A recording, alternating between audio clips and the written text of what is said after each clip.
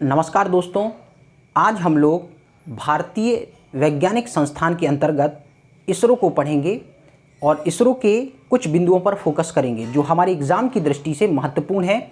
जैसे इसरो का इतिहास क्या था, इसके कार्य क्या हैं, इसका गठन कब किया गया, इसकी संरचना क्या है और इसकी क्या क्या उपलब्धियां हैं, भारत को इसने कैसे विशेष पहचान उपलब्ध कराई है और भारत कैसे आज अंतरिक्ष अनुसंधान में विश्व के महत्वपूर्ण देशों में एक देश माना जाता है।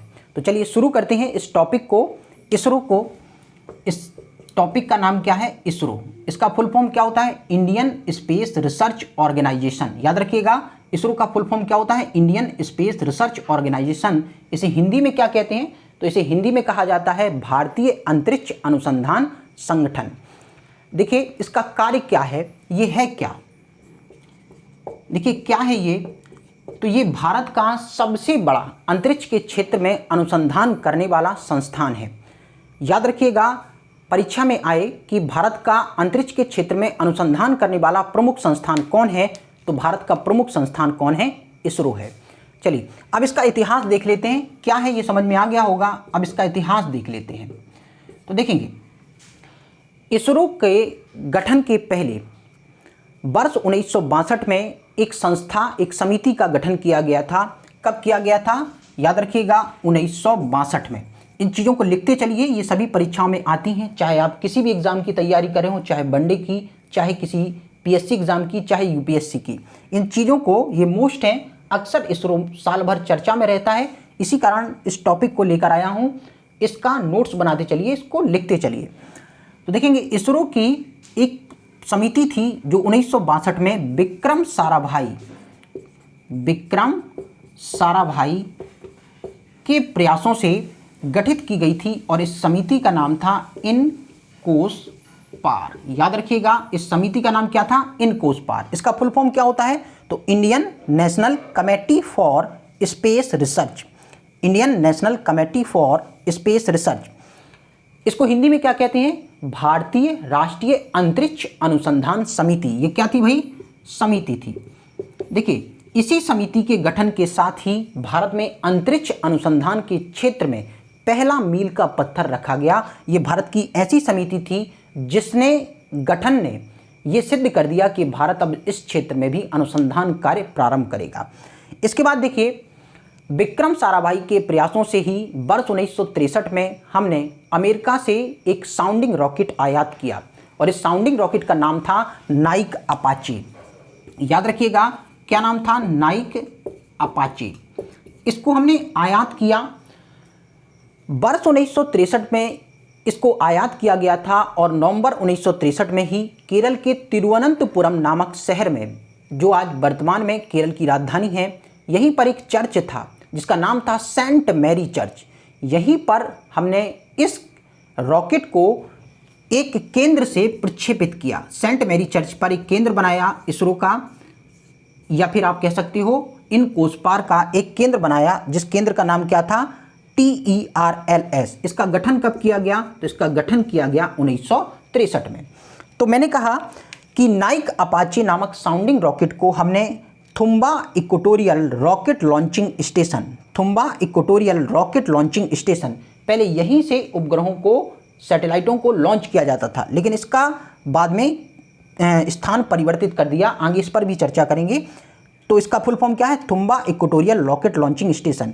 इसी से नवंबर 1963 में, इसका गठन भी 63 में किया गया था और नवंबर 1963 में हमने नाइक अपाचे नामक पहले साउंडिंग रॉकेट को भारत की भूमि से प्रक्षेपित किया। याद रखिएगा, भारतीय भूमि से प्रक्षेपित होने वाला ये पहला रॉकेट है।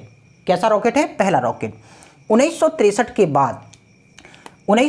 के बाद इनकोसपार समिति का पुनर्गठन किया गया और पुनर्गठन करके हमने 15 अगस्त 1969 को, याद रखिएगा 15 अगस्त 1969 को इसरो नामक संस्था का गठन किया।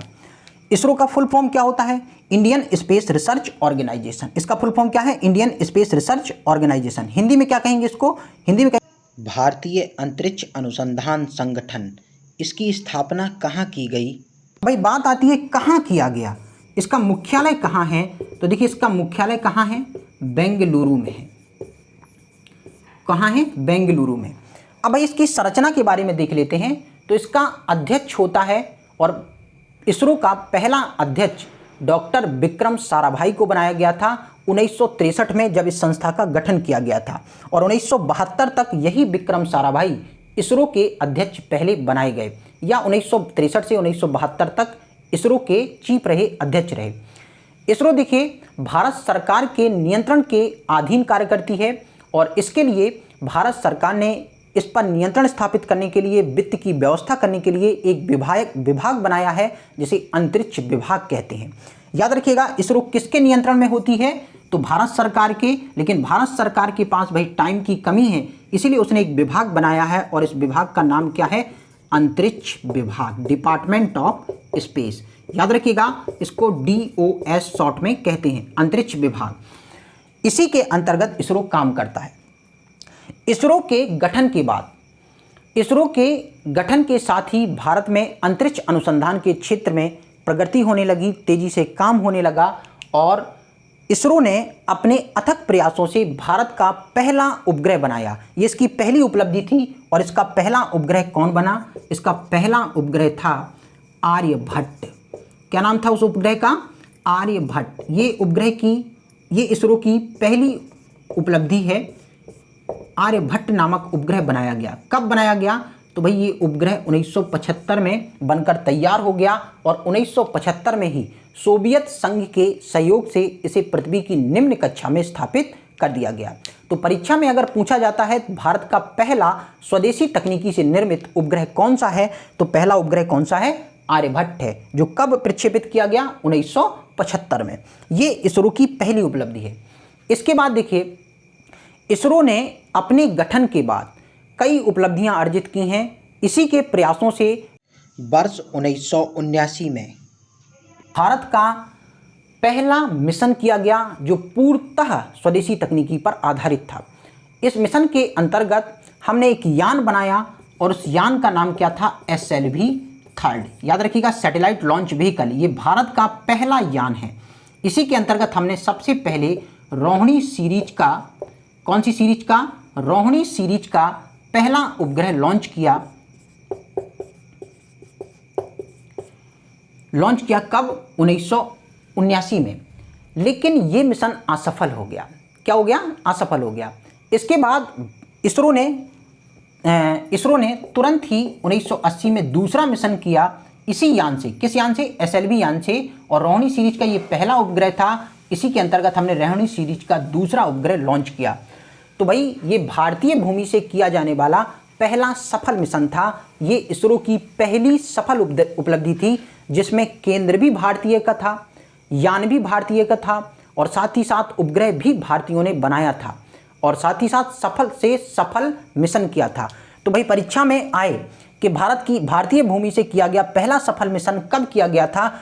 इसरो के प्रयासों से वर्ष 1980 में इस मिशन को SLV यान से किया गया था, जिसमें रोहिणी नामक उपग्रह को पृथ्वी की निम्न कक्षा में स्थापित किया गया था। ये मिशन किया कहाँ से गया? तो ये मिशन किया गया था 1980 में। एक केंद्र था जिसका नाम था SAR। इसका देखिए फुल फॉर्म क्या है? Sriharikota high altitude range. Sriharikota high altitude range ये है कहाँ पर? तो SAR आंध्र प्रदेश का एक द्वीप है, जिसे श्रीहरिकोटा द्वीप कहते हैं, जो पुलिकट झील के बीचों बीच है, समुद्र के किनारे है। यहीं पर SAR केंद्र उपग्रह प्रक्षेपण केंद्र है, जहां से हम अंतरिक्ष में सैटेलाइटों को भेजते हैं। तो भाई इस मिशन में यान कौन सा था? SLV। उपग्रह कौन था? रोहिणी सीरीज 2। और केंद्र कौन सा था? SAR। और प्रयास किसके थे? इसरो के। तो ये इसरो की पहली ऐसी उपलब्धि थी जो भारतीय भूमि से किसी मिशन को कर रही थी, और पहली बार भारत को इस मिशन में सफलता मिली हुई थी। 1980 के बाद इसरो के प्रयासों से ही कई उपलब्धियों को अर्जित किया गया, और सबसे बड़ी उपलब्धि 2008 की है, जब इसरो द्वारा चंद्रमा के लिए पहला मिशन चंद्रयान फर्स्ट किया गया। याद रखिएगा, साल 2008, लिखते रहिए इसको। इसके बाद देखिए, इसरो द्वारा मंगल ग्रह की मंगल ग्रह पर अपना मिशन करने के लिए साल 2013 में मंगल मिशन किया गया, जिसे मॉम भी कहा जाता है, MOM, मंगल मार्स ऑर्बिटर मिशन, इसे मॉम भी कहा जाता है। कब किया गया? 2013 में। ये 2014 में उपग्रह मंगल की कक्षा में सफलतापूर्वक स्थापित हो गया और मंगल की परिक्रमा करने लगा। ये इसरो की दूसरी बड़ी उपलब्धि है। इसके बाद देखिए इसरो की तीसरी बड़ी उपलब्धि साल 2017 में फरवरी महीना था और इस समय इसरो ने अपने PSLV यान द्वारा, कौन से यान द्वारा? PSLV यान द्वारा, याद रखिएगा कौन सा यान है? PSLV यान द्वारा, पोलर सैटेलाइट लॉन्च व्हीकल यान द्वारा दुनिया में ऐसा कारनामा कर दिखाया जिसके तहत इसरो ने एक साथ अलग अलग कक्षाओं में 104 उपग्रहों को स्थापित किया। तो ये इसरो की सबसे बड़ी उपलब्धि थी। साल 2017 तक कोई भी देश की स्पेस एजेंसी आज तक ऐसा कारनामा नहीं कर पाई थी। केवल और केवल 37 उपग्रह रूस या सोवियत संघ की स्पेस एजेंसी के नाम थे। भारत ने कितने उपग्रह एक साथ भेजे 2017 में फरवरी महीने में? 104 उपग्रह। किस यान से? PSLV यान से। देखिए इसरो द्वारा कई उपलब्धियों को अर्जित किया है और इन्हीं उपलब्धियों के अर्जित करने का ही परिणाम है कि आज भारतीय अंतरिक्ष एजेंसी या संगठन विश्व में प्रमुख संगठनों में से एक है और विश्व के तमाम देश हमारे इस संगठन पर विश्वास करते हैं। क्यों? क्योंकि इसका कारण है भारत दुनिया के सबसे सस्ते मिशन करता है और सबसे कम कीमत पर उन्हें अच्छी दर पर सफल भी बनाता है। यही कारण था कि साल 2013 में जब हमने मंगल मिशन किया तो मात्र 450 करोड़ के बजट में हमने मंगल मिशन को बहुत ही कम समय में सफल कर दिया, पहले ही प्रयासों में। ठीक है, इसी तरह से हमने चंद्रयान फर्स्ट भी पहले ही प्रयास में ये सफलता अर्जित की साल 2008 में। तो भाई इसरो का कई सारी उपलब्धियां हैं, कई सारे के क्षेत्र में कई कीर्तिमान स्थापित किए हुए हैं। चलिए इसके अलावा ये भी देख लेते हैं कि इसरो का पहला अध्यक्ष कौन था। इसरो का पहले अध्यक्ष थे डॉक्टर विक्रम साराभाई। वर्तमान में इसरो के 10वें अध्यक्ष बनाए गए हैं 2018 में के शिवान और 2018 से अभी ये अनवरत रूप से कार्य कर रहे हैं। इसके साथ ही इसरो एक ऐसा संगठन है जो मैं पहले बता चुका हूँ भारत सरकार के नियंत्रण में है और भारत सरकार ने इस पर नियंत्रण सीधे स्थापित करने के लिए अंतरिक्ष विभाग नामक एक संस्थान को बनाया है जो इसरो की गतिविधियों पर नियंत्रण स्थापित रखता है। इसके साथ ही इसरो, याद रखिएगा, स्वायत्त संगठन है, ऑटोनॉमस बॉडी है। इस पर किसी भी रूप का, किसी भी तौर पर आंतरिक नियंत्रण किसी का नहीं है। केवल और केवल बाह्य नियंत्रण के लिए इस पर अंतरिक्ष विभाग कार्य करता है। ये प्रधानमंत्री ऑफिस से सीधे नियंत्रित होता है। प्रधानमंत्री के नियंत्रण में ही अंतरिक्ष अनुसंधान किया जाता है भारत में। याद रखिएगा, प्रधानमंत्री ही नियंत्रित करते हैं अंतरिक्ष अनुसंधान को। इसके अलावा इसरो के 2 सहयोगी निकाय हैं जिसको कॉमर्शियल निकाय कहा जाता है। एक का नाम है एंट्रिक्स कॉरपोरेशन। क्या नाम है? एंट्रिक्स कॉरपोरेशन। और दूसरे का नाम है NSIL। क्या नाम है? NSIL, new space India limited. देखिए एंट्रिक कॉरपोरेशन कॉमर्शियल निकाय है इसरो का, जो साल 1992 में स्थापित किया गया था। कब स्थापित किया गया था? 1992 में। NSIL की स्थापना अभी हाल ही में साल 2019 में की गई है। मैंने कहा ये दोनों के दोनों इसरो के व्यावसायिक संस्थान हैं, अर्थात इनका कार्य इसरो द्वारा जो तकनीकी विकसित की जा रही है उन तकनीकियों का विश्व के स्तर पर व्यवसाय करना, क्रय विक्रय करना, नए नए प्रोजेक्ट लेकर आना, ताकि इसरो की विदेशी मुद्रा भंडार में, इसरो की आय में वृद्धि हो और हमारे देश का विदेशी मुद्रा भंडार बढ़ता रहे। आशा करता हूँ कि आप सभी को ये वीडियो पसंद आया होगा, समझ में आया होगा। आप लोगों से रिक्वेस्ट है कि जो लोग नए हैं वो इस चैनल को सब्सक्राइब करें, लाइक करें और कमेंट या अपनी राय ज़रूर दें। और अगर पसंद आया है तो इसे शेयर करना ना भूलें। बाकी के ऐसे ही इंटरेस्टेड वीडियो प्राप्त करने के लिए बेल आइकन को दबा दें ताकि सबसे पहले आप तक मेरा वीडियो पहुंच सके। नमस्कार, धन्यवाद।